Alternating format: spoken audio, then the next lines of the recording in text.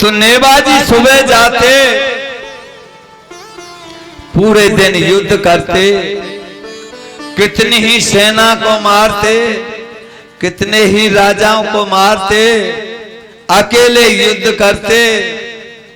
शाम जब पड़ जाती तो गुरुजी के धूना पर आते। गुरुजी के पास एक आमी का गोला था, एक अमृत का गोला था। उस गोला को घोड़ा और नेबाजी के शरीर पर मार देते। जो भी कोई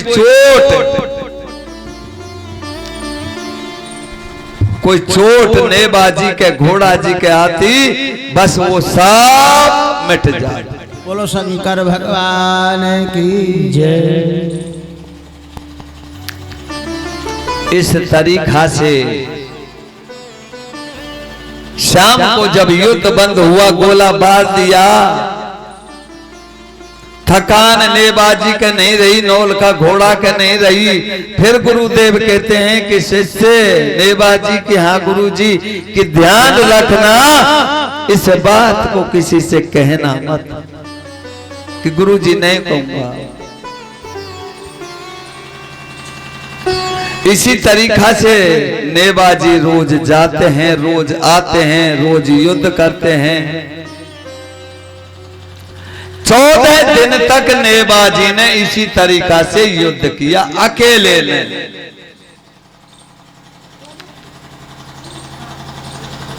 अकेले नेबाजी ने युद्ध किया। उधर वो आदि शक्ति जेरो जीमती जयमंती कनकदे फूलरी बसंती, वो अपने मन में विचार कर रही है कि अभी तो अकेले नेबा का ही युद्ध समाप्त नहीं हुआ। देखिए इनका वचन पूरा हो गया, भगवान ने जो टाइम दिया था वो पूरा हो गया, और फिर भी ये अकेला नेबा ही युद्ध करता है। और तेरा वचन जब तक ये सब भाई नहीं जाएंगे तो तेरा वचन पूरा नहीं होगा, क्योंकि इसने ये वचन मांगे थे जिस दिन आई थी कि देखिए रण भारत में जब राणा फौज लेकर के आवे तो देखिए एक तो एक ही चंद्ररथी खांडो ना जाएगो, और सब भाई एक साथ युद्ध नहीं करेंगे, और ये रणजीत नगारो नहीं जाएगो, और जो तम या रूपते जाएंगे तो मोको तमने शीश को दान देनो पड़ेगा। यहाँ जगह और जगरूप का तो बचनों से बाहर था, मनमानी करके ले लिया, लेकिन यहाँ ये बचनों का काम है। बिना बचनों के ये कुछ नहीं कर सकती। मन में विचार करती है कि अकेले नेबा का युद्ध तो पूरा होता नहीं, ये क्या है, ये पूछना चाहिए। आज वो आदि शक्ति अपने महल को छोड़ करके और नेबाजी के महल में पहुंचती है, जहां हमारी माता नृत्य भवानी बैठी हुई थी।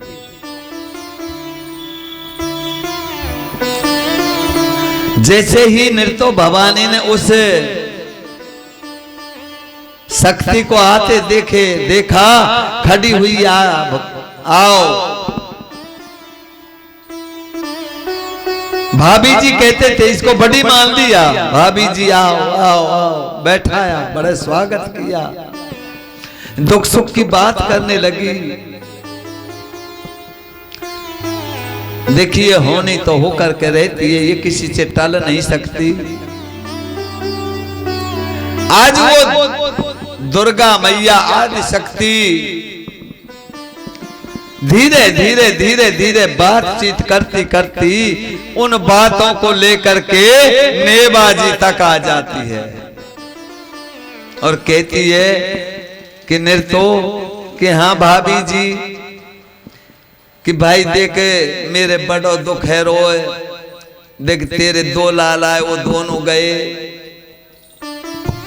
और अब मेरे पास तो जानना थे कोई बैठने को भी नहीं आवे, मेरो इकली को मन ना लगे, और मोए नू पतो ना है कि कैसे लड़ाई हेरी है, कौन लड़ रो है, कहा बात है। मैंने तो न सुनी है कि इकलो नेबा जाए।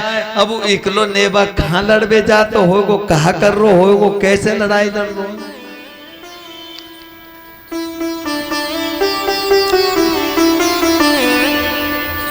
नृत्य कहती है कि भाभी जी मुझे तो कोई पता नहीं, मुझे कोई पता नहीं है, मेरी बुद्धि काम नहीं कर रही है, मुझे कोई पता नहीं है कि कैसे लड़ते हैं, क्या बात है, कहाँ काम है, वो कोई पता नहीं।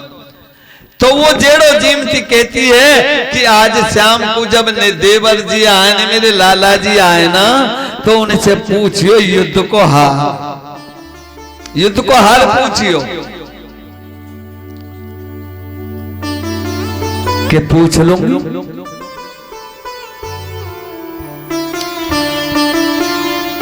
देखिए मेरी मैया बहना, ये मैया होने बड़ी भोली भाली हो,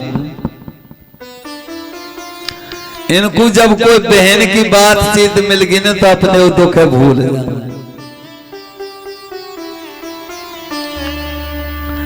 आज जब शाम होती है, नेबाजी रण भारत से आते हैं तो और दिना से अच्छा भोजन बनाती है, अपने पति देव को भोजन कराती है, पैरों को दबाती है, पंखा से हवा करती है। नेबाजी ने सोचा कि आज क्या होने वाला है, आज तो बहुत बड़ी सेवा कर रही है।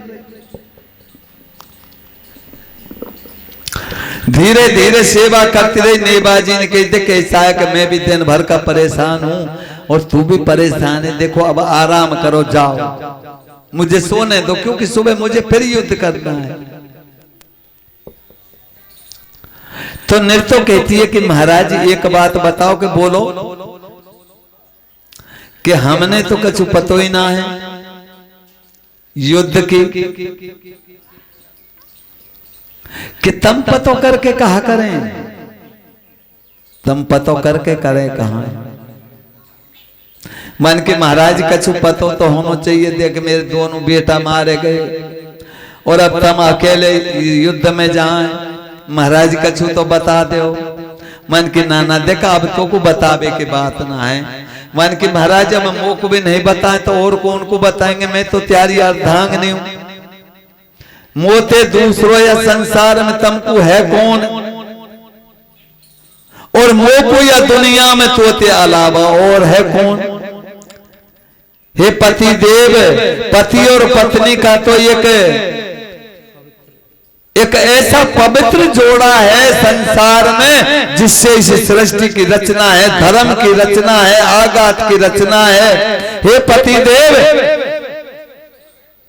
अगर कोई पत्नी पति से घट करती है तो वो नरकगामी होती है, और अगर कोई पति पत्नी से घट करता है तो वो नरकगामी होता है। हे पति देव, मैं तो तेरी अर्धांगिनी हूं, और फिर मोते तो का कर राख रो। तो पति देव बिल्कुल घेर दियो नृत्य भवानी ने और कहने लगा कि देखिए बता तो दूं, लेकिन तू कायते कह देगी कि ना कहूंगी। मान के देखे ये बैयर को स्वभाव हुए, पूछती बात तो खूब कह के मैं ना कहूंगी, लेकिन तो पे बात झेलेगी ना, और तेने कह दी नहीं तो गुरु जी ने मोते मना कर दिए कि कैसे कहिए। मान के देख चेला, जो मुंह से बाहर बात जो मुंह से निकल गई ने वो दरवाजा से बाहर हो जाती है, और जो दरवाजे से बाहर हो गई ना वो जग से बाहर हो जाती है, उसका तो जुग ही फूट जाता है।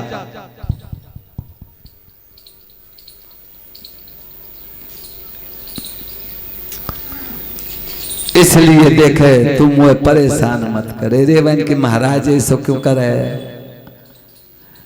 जब तुम वो अर्धांगिनी समझे, मैंने सब बात तोते कह दी कि मेरो तू ही भगवान है, तू ही मेरो मालिक है, और तो को मैं सब कचूं, फिर भी तुम होते दुबकाब राखेगो तो बता। और वैसे तुम नु कह रहे कब हमारो एंड समय आ गो है, और वैसे मोते दुबकाब राख रो। रे प्रभु ऐसा क्यों करे कि देख बता तो दूंगो, काय को बताइयो मत। मान के नहीं, बिल्कुल नहीं बताऊंगा।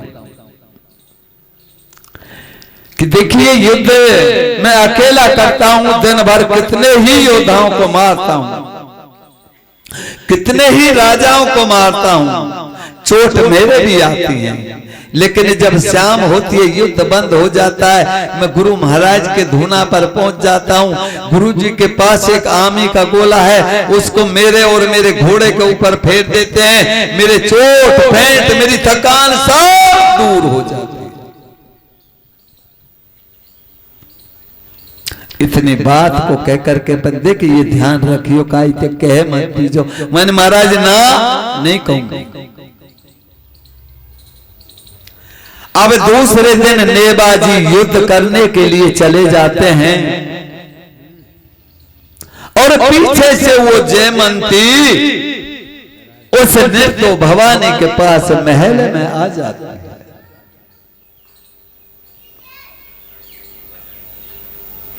महल में आ जाती है और महल में आकर के बड़े प्रेम बड़े भाव इन मैया बहनन पर रूप बनावो बहुत जोर को आवे।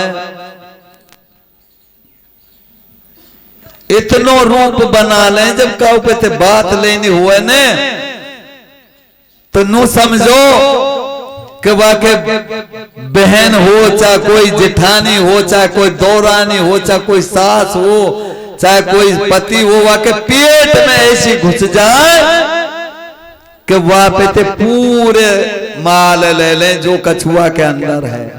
मैया ही ना बाबा, वे रुपया बहुत रहे बाबा। अरे बाबा के बस की तो ना है आचार्य जी, बाबा तो देखो हैं जैसे ही हैं।